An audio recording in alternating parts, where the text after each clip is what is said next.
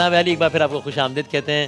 آپ نے خاکہ دیکھا بعنوان فتنہ اور روزانہ اس طرز کا ہم کوئی خاکہ دیکھیں گے اور پھر اس خاکے میں کیا لیسن ہے وہ مسئلہ ہماری سوسائٹی میں کس انداز سے ہے اس سے بات کریں گے. آپ لوگ ہمیں اپنے سوالات ٹویٹ بھی کر سکتے ہیں, کوشش کریں گے دامن وقت میں اتنی گنجائش ہوئی اس اعتبار سے سوالات جو ہم شامل کر سکیں. اور انشاءاللہ گزشتہ سال کی طرح اس سال بھی یہ محفل بہت مختصر مگر پر اثر اور جامع رہے گی انشاءاللہ, اس لیے کہ جناب قبلہ مولانا محمد رضا داؤدانی صاحب ہوں گے ہمارے ساتھ. السلام علیکم. وعلیکم السلام. خیریت سے ہیں؟ ٹھیک ٹھاک ہیں؟ ویلکم ٹو شان رمضان. آپ کو یہ سیٹ ہمارا باغ رمضان آپ کو ٹھیک لگا, اچھا لگا آپ کو؟ الحمدللہ پچھلے سال سے بھی بہتر ہے. الحمدللہ. پچھلے سال بھی بہت اچھا تھا مگر اس سال اور بہتر ہے. الحمدللہ, جزاک اللہ. اور ہمارے ساتھ ہمارے ہر دل عزیز بہت ہی آسان سہل عام فہم انداز میں ان مسائل کو ہمارے سامنے بتانے کے لیے جناب قبلہ مولانا مفتی اکمل صاحب موجود ہیں. قبلہ السلام علیکم. وعلیکم السلام. خیریت سے ٹھیک ٹھاک ہیں؟ بہت مبارک ماہ رمضان کی. آپ کو بھی بہت مبارک اور آپ کی وساطت سے جتنے دیکھ رہے ہیں ان سب بھائی بہنوں کو مبارک. جزاک اللہ خیر, مبارک. آج پہلی نشست ہے تو اگر اس خاکے سے متعلق سوال سے پہلے اگر آپ لوگ دو جملے آمد رمضان کے حوالے سے اگر بتا دیں کہ اب ظاہر ہے آج کے دن عام طور پہ لوگ ذہنی طور پہ اگلے 29-30 دنوں کا لاہ عمل بنا رہے ہوتے ہیں, تو اس لیے اگر کوئی بتا دیں گے اس مناسبت سے. جی ہاں, دو چیزیں بس میں عرض کروں گا. ایک تو فضیلت کے اعتبار سے کہ نبی کریم صلی اللہ علیہ وسلم نے ارشاد فرمایا کہ من صام رمضان ایمانا و احتسابا غفر له ما تقدم من ذنبه, جس نے رمضان کے روزے رکھے ایمان اور احتساب کے ساتھ, مقید کیا سرکار نے, یعنی یقین کے ساتھ اور اپنا ذاتی احتساب کرتے ہوئے, تو سابقہ زندگی کے اس کے جتنے بھی گناہ ہوں گے اللہ تبارک و تعالیٰ ان کو بخش دے گا. یہ بشارت ہے, لیکن یہ اس صورت میں حاصل ہوگی جبکہ دوسری حدیث میں نبی کریم صلی اللہ علیہ وسلم نے ارشاد فرمایا کہ جو قول الزور اور اس پر عمل کرنا نہ چھوڑے. قول الزور کا معنی ویسے جھوٹی بات ہوتی ہے, لیکن شارحین نے اس میں وسعت دی ہے. زبان سے گناہ, دیگر گناہ, تہمت لگانا, غلط قسم کا کام کرنا اور اس کے تقاضے کے مطابق عمل کرنا. تو نبی کریم صلی اللہ علیہ وسلم فرماتے ہیں پھر اللہ تبارک و تعالیٰ کو اس کی کوئی حاجت نہیں ہے کہ وہ کھانا اور پینا چھوڑ دے. اس کی تشریح یہ حاجت نہیں ہے کا مطلب یہ ہے کہ نہ تو اللہ تعالیٰ اس کے روزے کی طرف التفات فرمائے گا, توجہ اس کی رحمت متوجہ ہوگی, اور نہ اللہ تعالیٰ اس کو اپنی بارگاہ میں قبول فرمائے گا. صحیح ہے. تو یہ تو ہے کہ ہمیں رمضان ملا, اس میں ہمیں ایمان احتساب سے روزہ رکھنا چاہیے, لیکن یہ نہیں ہے کہ روزانہ ویگنوں میں دھن چک جھنگا لالا ہو رہا ہو, شوہر کو روزہ لگ رہا ہے تو سارا غصہ بیوی بچوں پہ اتار رہا ہے جیسے بہت بڑا احسان کیا حضرت نے روزہ رکھ کر. یہ معاملات نہیں چاہیے. بالکل صحیح. اور دعوت سے آپ بھی اسی عنوان سے فرمائے گا. اور یہ میں سوال جو پوچھ رہا ہوں اس لیے پوچھ رہا ہوں کہ یہ مثالیں میرے سامنے ہیں, اس لیے کہ جس طرح مفتی صاحب نے کہا نا کہ بھائی روزہ رکھیں لیکن ان چیزوں کے ساتھ بھی, ورنہ اللہ کو کوئی حاجت نہیں کہ آپ بھوکے اور پیاسے رہیں. کچھ لوگ اس وجہ سے نہیں رکھتے کہ وہ کہتے ہیں یار اب دیکھو نا اب یہ بری عادت ہے, غلط عادت ہے جو کہ میں نے پتہ ہے میں چھوڑ نہیں سکتا, تو پھر اب روزے کا بھی پھر کیا ہی فائدہ ہے. تو اس کی وضاحت ذرا کر دیجیے گا کہ بھائی اس سے مراد جو واجب ہے وہ تو ظاہر ہے کہ اپنی جگہ پر فرض ہے, اس کو تو ادا کرنا ہی کرنا ہے, اس سلسلے میں تو کوئی کوتاہی کی گنجائش نہیں ہے. لیکن یہ کہ وہی والی بات کہ ایک ہے کسی عبادت کا ہونا اور ایک ہے اس کا قبول ہو جانا, ان دو چیزوں کے درمیان تو ہمیں فرق کرنا پڑے گا نا. تو اگر ایک عبادت کو انجام دیا ہے تو ظاہر ہے کہ اس کا نتیجہ یہ نکلے گا کہ بعد میں قضا نہیں کرنی پڑے گی, کفارے کا کوئی وبال اس کے اوپر نہیں آئے گا. لیکن اگر اس نے اس عبادت کو قبول کروانا ہے تو ظاہر ہے کہ اس حوالے سے اس کو اور زیادہ محنت کرنی پڑے گی اور ان تمام شرائط کا بھی خیال کرنا پڑے گا کہ جو بظاہر ہو سکتا ہے کہ مبتلات روزہ یا مفترات روزہ کی فہرست میں ہم کو نظر نہ آئے, لیکن یہ کہ بہرحال اگر ان کو انجام دیا جائے تو اس کے نتیجے میں روزے کی جو قبولیت ہے وہ یقیناً مشکوک ہو جاتی ہے, اور بعض معاملات کے اندر تو طے ہے کہ پھر وہ روزہ قبول نہیں ہوتا. تو یہ معاملہ اسی طرز پر دیکھا جائے گا. باقی کیا کہنا ہے اس مہینے کا اور اس کی فضیلت کا کہ شہر رمضان الذی انزل فیہ القرآن, کہ یہ مہینہ وہی ہے کہ جس کے اندر پروردگار نے قرآن کو نازل کیا, ھدی للناس وبینات من الھدی والفرقان, جو انسانوں کے لیے ہدایت ہے, جس کے اندر بینات ہے, فرقان ہے, حق و باطل کے درمیان تمیز کرنے کی میزان, وہ کتاب پروردگار نے اس مہینے کے اندر نازل فرمائی. اسی لیے ایک حدیث ہمیں یہ ملتی ہے کہ پیغمبر اکرم صلی اللہ علیہ وآلہ وسلم نے صراحت کے ساتھ ارشاد فرمایا کہ فاسألوا اللہ بنیت صادقہ وقلوب طاہرہ, کہ سچی نیت کے ساتھ اور پاک دلوں کے ساتھ اللہ سے یہ دعا مانگو کہ اس مہینے کے اندر خدا تمہیں روزہ رکھنے کی توفیق عطا فرمائے اور ساتھ ہی ساتھ اس مہینے کے اندر تمہیں قرآن کی تلاوت کی توفیق عطا فرمائے. تو یہ دو خاص چیزیں ہیں کہ جن کے بارے میں تاکید کی گئی. اور پھر مولا کا ایک سوال تھا جس کے جواب میں پیغمبر اکرم نے ارشاد فرمایا, امیر المومنین حضرت علی علیہ السلام نے پوچھا کہ اللہ کے رسول اس مہینے کے اندر افضل عمل کون سا ہے کہ جس کو انجام دیا جائے؟ تو پیغمبر اکرم صلی اللہ علیہ وآلہ وسلم نے ارشاد فرمایا کہ حرام سے اگر کوئی اپنے آپ کو بچاتا ہے تو وہ سمجھ لے کہ گویا اس نے افضل ترین عمل کو انجام دے دیا. یعنی کچھ کرنے کا نام افضل ترین عمل نہیں ہے, کچھ نہ کرنے کا نام افضل ترین عمل ہے کہ حرام سے اگر وہ اپنے آپ کو بچا لے. اب ظاہر ہے کہ تعبیرات ہوتی ہیں کسی چیز کی اہمیت کو سمجھانے کے لیے. زبردست, جزاک اللہ, بالکل ٹھیک, بالکل ٹھیک. اچھا مفتی صاحب, یہ ہم نے خاکہ دیکھا جس کا عنوان تھا فتنہ. اس میں خلاصہ اس کا یہ تھا کہ ایک شخص, ایک باپ اپنے بیٹے کے لیے جائز ناجائز کی پرواہ کیے بغیر سب کچھ کرتا ہے, اور آخر میں وہی بات جب اپنے اعمال کی وجہ سے ہی جب پھنستا ہے, گرفتار ہوتا ہے تو وہی اولاد کس طریقے سے ڈس اون کر دیتی ہے. آج کل کے دور میں اس کو یوں بھی ریلیٹ کرتا ہوں کہ ہم سب جانتے ہیں کہ مہنگائی ایک انپریسیڈنٹڈ لیول پر ہے, لوگ بہت پریشان ہیں, تو اس اور اپنی اولاد سے ایک نیکسٹ لیول کی جذباتی وابستگی ہوتی ہے. تو اس میں کبھی کبھی انسان یہ حق و باطل کی, حلال و حرام کی تمیز کیے بغیر آگے بڑھ جاتا ہے, اور پھر اس حرام کرنے کا کوئی نہ کوئی جوازی بنا لیتا ہے اپنے لیے, اپنے آپ کو تسلی دینے کے لیے. تو آپ یہ بتائیے گا, کیونکہ میں نے کہیں سنا علماء سے اور میں نے پڑھا کہ کس انداز سے وہی اولاد, یہ تو دنیا میں ہوا, آخرت میں بھی, یعنی جس اولاد کے لیے حلال حرام کی پرواہ کیے بغیر سب کچھ کیا, وہی اولاد کس طریقے سے ڈس اون کر رہی ہوگی روز محشر بھی کہ بھائی ہم نے تھوڑی کہا تھا کہ کرو ہمارے لیے. جو ایک روایت کے مطابق ایک شوہر ہوگا, وہ کافی نیکیاں لے کر آئے گا, صحیح ہے, اس کے بیوی بچوں کو سامنے ان کے مطالبے پہ کھڑا کیا جائے گا. اچھا, اور پھر وہ دعویٰ کریں گے کہ یا رب کریم اس نے ہمیں حرام کھلایا, اللہ, اگر یہ حلال کھلاتا ہم اس پر صبر کرتے, اور اس نے ہماری تربیت نہیں کی. اس پر پھر اللہ تبارک و تعالیٰ اس شخص کی نیکیاں ان کے نام اعمال میں ڈالے گا, اور جب پورا نہیں ہوگا تو ان کی برائیاں اس شخص کے نام اعمال میں ڈالی جائیں گی, اور ایک فرشتہ ندا کرے گا کہ اے لوگوں دیکھو یہ وہ شخص ہے جو اپنی بیوی بچوں کی وجہ سے جہنم میں چلا گیا. تو اس لیے ان چیزوں کے بارے میں کویسچن ہوگا. اصل میں اس کے پیچھے مسئلہ کیا ہے کہ ہم جو دنیا میں آمد کا مقصد ہے اس کو فراموش کر بیٹھے ہیں. ہم نے اپنے کچھ مقاصد بنا لیے ہیں, اور ان مقاصد کی تکمیل کے لیے اپنے ایک لائف سٹائل چوز کر لیا ہے, اور اس کے لیے ذرائع خود ہی متعین کر لیے ہیں, چاہے وہ جائز ہے ناجائز. اصل میں تو ہمیں آخرت کی تیاری کے لیے اللہ نے بھیجا تھا. وما خلقت الجن والانس الا لیعبدون. اللہ, میں نے جن اور انسانوں کو فقط اپنی عبادت کے لیے پیدا کیا.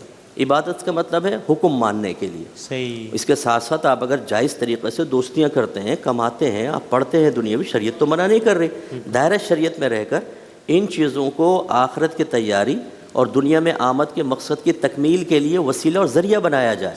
شریعت منع نہیں کرتی, لیکن جب ہم دنیا کو جنت بنانے کے چکر میں آ جاتے ہیں, ہم تقابل کرتے ہیں, پھپھو کا بیٹا وہاں چلا گیا, چچی کا بیٹا وہاں چلا گیا, پڑوسی وہاں جا رہا ہے, تو ہم کہتے ہیں بیٹا تم بھی کرو. جی جی جی. اور پھر بچوں کی خوشنودی حاصل کرنے کے لیے چونکہ ہم نے شریعت کا راستہ تو اختیار نہیں کیا کہ ان کو دینی تربیت دیتے, اب ان بچوں کو اپنی طرف مائل کرنے کے لیے, ان کے چہروں پہ پھیلی ہوئی مسکراہٹ دیکھنے کے لیے ہم ان کی جائز ناجائز خواہشیں پوری کرتے ہیں. صحیح. بچے کو اسکوٹر کی چابی دی, دیکھا اس کی بانچیں کھل گئی, ڈیڈی پپا.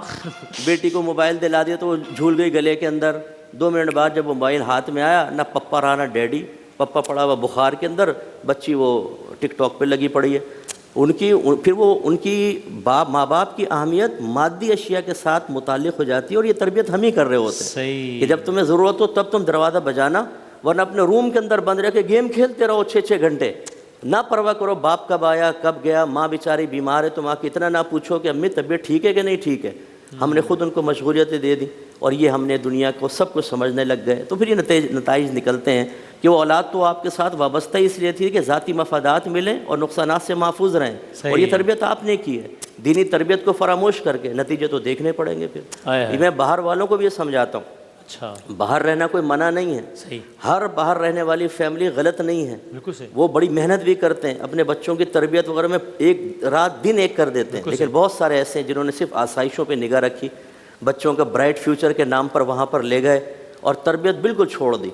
وہ بچے آج شیطان کی پوجا کر رہے ہیں, کافر ہو رہے ہیں, بغیر نکاح کے لڑکیاں گھر میں رکھی ہوئی ہیں, اور ان سے بچے پیدا ہو رہے ہیں, اور ماں باپ منع نہیں کر سکتے.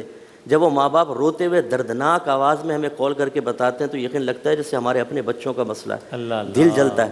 لیکن یہ مسئلہ وہی ہے جو دکھایا گیا ہے کہ اللہ کی خوشنودی, اللہ راضی ہونا ہو, رسول راضی ہونا ہو, جنت کے راستے پہ چلیں نہ چلیں, یہ پپو راضی ہو جائے اور کمپٹیشن میں آ جائے, زلیخا راضی ہو جائے, بچے راضی ہو جائیں, یعنی ہمارے.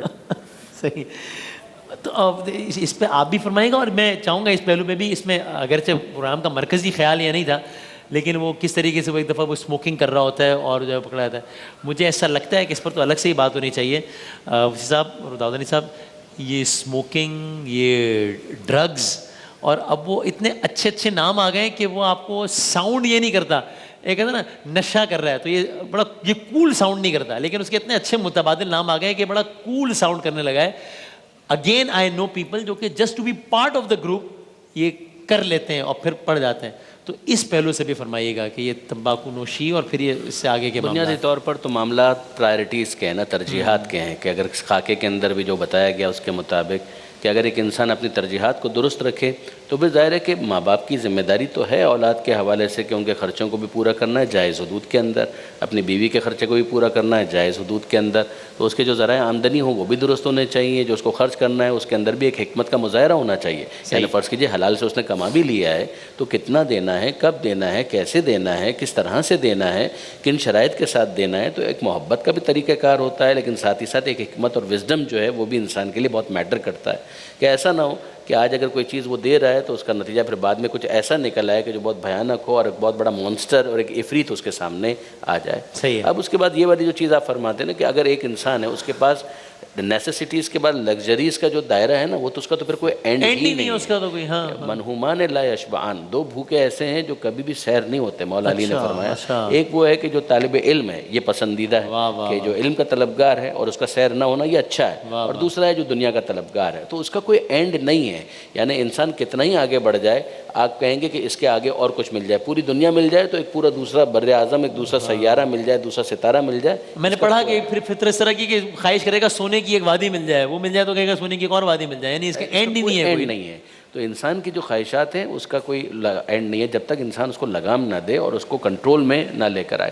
یہ معاملہ بچوں کی تربیت کے حوالے سے، اگر آپ مثال کے طور پر اس طریقے سے پیسہ ان کے اوپر دیں کہ جس کے نتیجے میں کوئی لمٹ ہی نہ رہے اور اس کے بعد پھر وہ اسموکنگ کریں یا دوسرے حرام کام انجام دیں، اسموکنگ کو شاید ہم حرام کی حد تک تو نہ کہہ سکیں، لیکن یہ کہ بہت ساری چیزیں ایسی ہوتی ہیں جو حرام نہ بھی ہو، ناپسندیدہ تو ہوتی ہیں. مثلا ایک شوگر پیشنٹ ہے، اگر وہ شکر کھا رہا ہے تو بہرحال اس کی ڈائبٹیز تو اوپر چلی جائے گی. اگر کوئی کارڈیک پیشنٹ ہے اور اگر وہ مرغن غذائیں کھا رہا ہے تو ممکن ہے کہ وہ بنیادی طور پر حرام نہ ہو، لیکن یہ کہ بہرحال اس کی وینز جو ہیں وہ تو بلاک ہو جائیں گی. یہ معاملہ انسان کے جو مائنڈ سیٹ ہے اور جو اس کا لائف اسٹائل ہے اس کے اندر اس طرح سے اس کی ترجیحات کو غلط ڈھپ پر ڈال دیتی ہیں کہ پھر وہ ان کو پورا کرنے کے لیے جائز ناجائز حلال حرام کچھ نہیں دیکھتا اور آخر میں پرائز پے کرنی پڑتی ہے. اور مفتی صاحب یہ تو ٹھیک ہے، آپ نے بتایا کہ کس طریقے سے پھر اولاد بھی باغی ہو جاتی ہے، ڈس اون کر دیتی ہے، اور آپ نے ماں باپ کے فرائض اور ذمہ داریاں کیا ہیں وہ تو بتائیں. ایک لمحے کو اگر ہم دوسری سائڈ پر آئیں، اب چونکہ ظاہر ہے الحمدللہ دائرہ وسیع ہے دیکھنے والوں کا، تو بچے بھی دیکھ رہے ہیں، ماں باپ بھی دیکھ رہے ہیں. اب ایک اولاد کی حیثیت سے اس کے پاس تو کوئی جسٹیفیکیشن نہیں ہے نا اپنے ماں باپ کو ڈس اون کرنے کی یا بدتمیزی کرنے کی، یہ کہہ کر کہ اس نے ہمارے لیے کیا ہے، انہوں نے وقت کہاں دیا، یہ کہہ دیا. اگر وہ ایٹ فالٹ بھی ہیں پیرنٹس تو بھی بچوں کو یہ جسٹیفیکیشن تو نہیں ملتی کہ وہ ان سے مس بہیو کریں. نہیں، بالکل نہیں ملتی ہے. قرآن عظیم نے واضح فرمایا فلا تقل لهما اف ولا تنهرهما، ماں باپ کو اف بھی مت کہو اور ان کو ڈانٹو مت. اور یہ مطلقاً کلام ہے، وہ سامنے والے غلطی پر ہیں یا نہیں ہیں، دونوں صورتوں میں یہ کلام ہے. ہمیں اولاد سے ضرور یہ کہتا ہوں کہ اگر کوئی سمجھدار اولاد ہے تو وہ دیکھے اپنے گھر کے اندر کیا صحیح ہو رہا ہے کیا غلط. غلط کو نظر انداز کرنا بھی غلط ہوتا ہے، ورنہ یہ وائرس ان کے اندر منتقل ہوگا، پھر ان کی فیملی کو متاثر کرے گا. وہ اس کو دیکھیں، پھر غور کریں کہ کیا اس کی کوئی اچھے انداز سے اصلاح ممکن ہے یا نہیں ہے. جیسے دائرۂ ادب میں رہ کر کوئی بات عرض کر دی، بعض اوقات بڑی فرینڈشپ ہوتی ہے ماں باپ میں. میری والدہ پوچھتی تھیں بیٹا کوئی بات ہو تو مجھے ذرا بتانا، تو میں دائرۂ ادب میں رہ کے گزارش کر دیا کرتا تھا، امی قبول کر لیا کرتی تھی، یہاں تم صحیح کہہ رہے ہو، یہاں پہ واقعی ایسا ہوا ہے.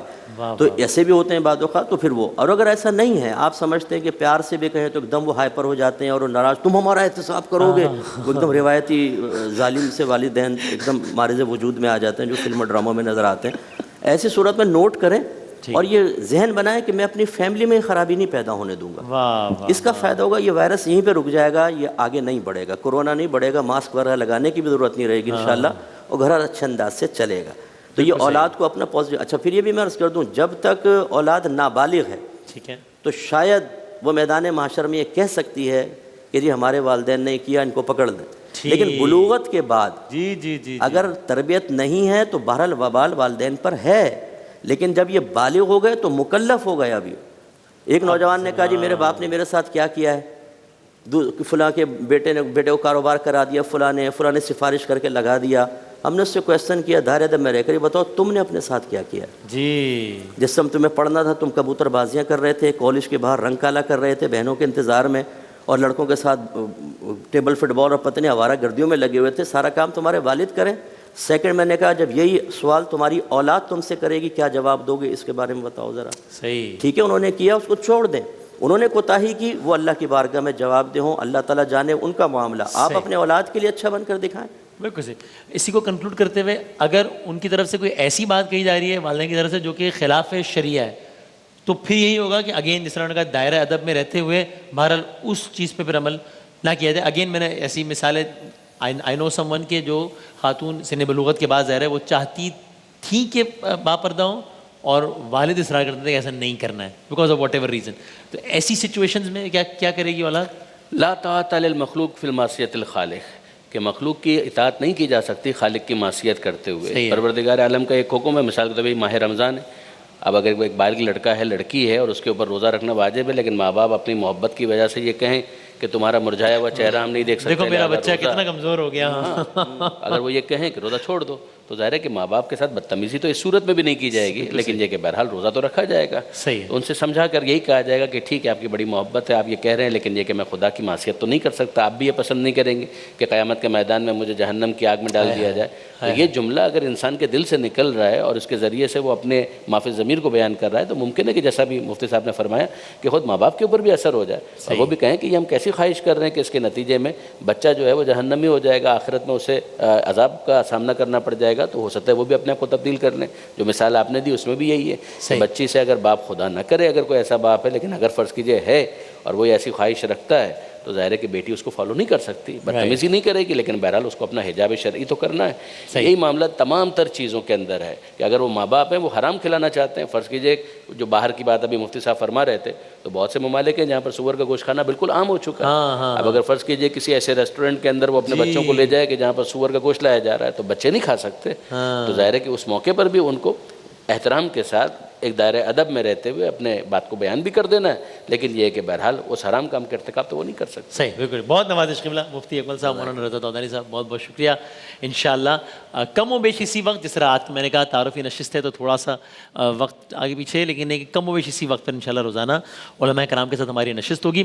کوشش کریں گے آپ کے سوالات بھی شامل کریں. اور اس کے بعد ہم جب آئیں گے تو شاہنامہ اسلام سرکار دو عالم صلی اللہ علیہ وآلہ وسلم کی سیرت سے متعلق، ان کی ولادت کے متعلق، ان کی سیرت کے مختلف حصوں سے متعلق منظوم انداز میں ہم بیان کریں گے روزانہ شان افطار میں، اس سیگمنٹ کے بعد انشاءاللہ. ایک وقفے کے بعد دوبارہ حاضر ہوتے ہیں.